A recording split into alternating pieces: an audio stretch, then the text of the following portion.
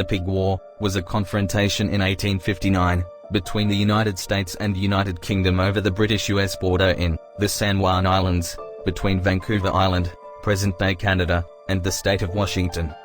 The Oregon Treaty of June 15, 1846, resolved the Oregon boundary dispute by dividing the Oregon Country and Columbia District between the United States and Britain along the 49th parallel of north latitude to the middle of the channel which separates the continent from Vancouver Island, and then southerly through the middle of the said channel and of the Strait of Juan de Fuca to the Pacific Ocean.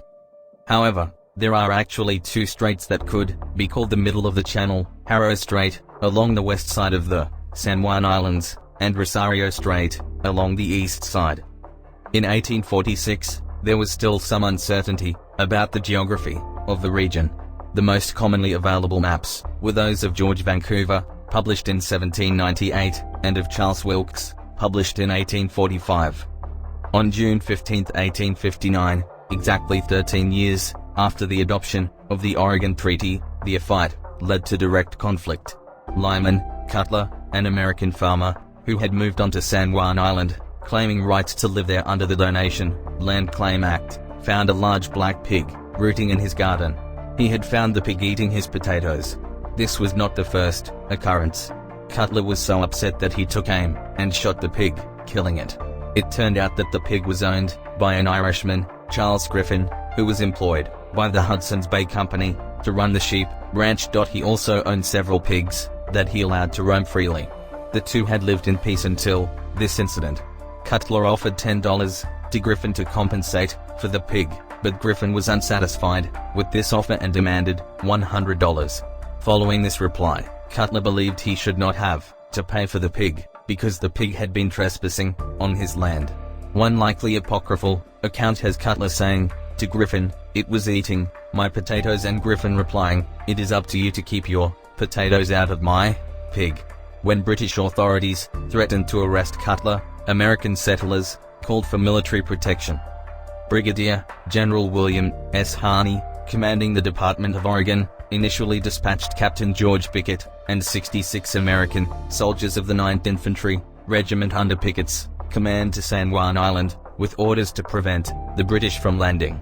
The regiment sailed aboard USS Massachusetts. Concerned that a squatter population of Americans would begin to occupy San Juan Island if the Americans were not kept in check, the British sent 3 warships under the command of Captain Jeffrey Hornby to counter the Americans.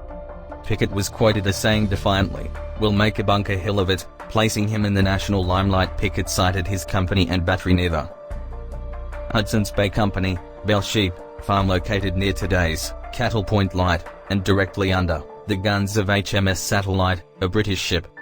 American camp as it exists today. Pickett established the American camp near the south end of San Juan Island, today one of 2 historical sites on the island, the other being the British camp, manned by the Royal Marines, on the north end of the island.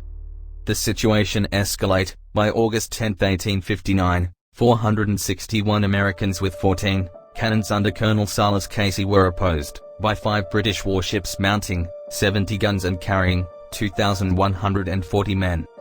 The governor of the colony of Vancouver Island, James Douglas, ordered British Rear Admiral Robert L. Baines to land Marines on San Juan.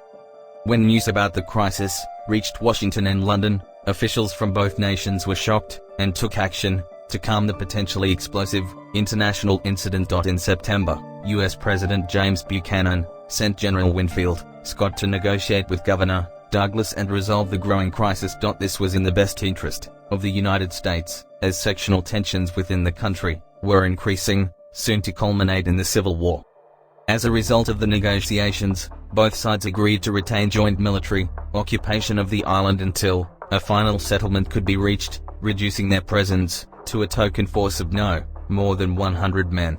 The English camp was established on the north end of San Juan Island, along the shoreline for ease of supply and access, and the American camp was created on the south end on a high, wind-swept meadow, suitable for artillery barrages against shipping.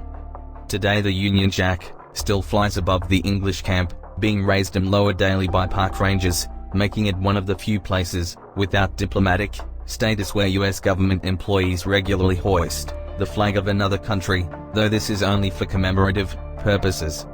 Union Jack at the English camp in San Juan Island, National Historical Ark. During the years of joint military occupation, the small British and American units on San Juan Island had an amicable, mutual social life, visiting one another's camps to celebrate their respective national holidays and holding various athletic competitions.